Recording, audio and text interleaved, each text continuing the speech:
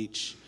And for a good period of time, it really, really required a lot of just sowing and just planting. And sometimes that's too much frustration, that's too much heartache, that's too much heaviness. And sometimes many of us don't realize that that is the process that we're in right now.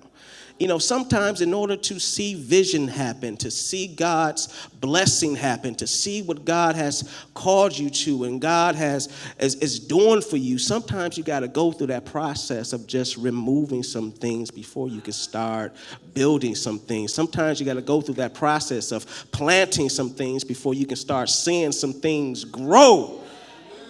But I want you all to know something right here this morning.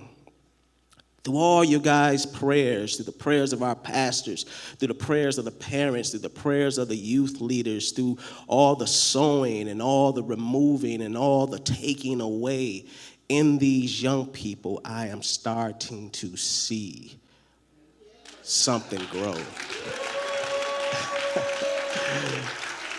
And I'm excited about it. And God is going to do something later next year.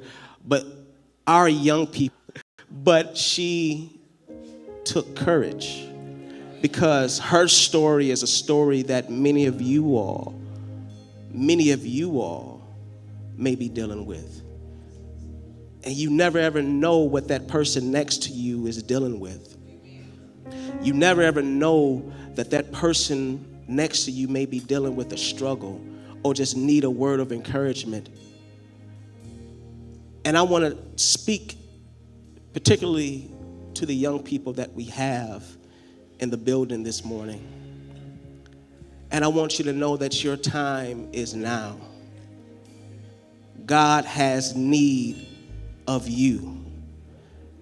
God has something in you that the world needs.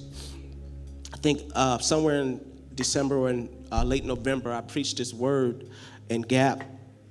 And it was talking about Moses. And Moses had 1,000,001 excuses why not to let God use him. He just had so many reasons. He brought up his past. He brought up his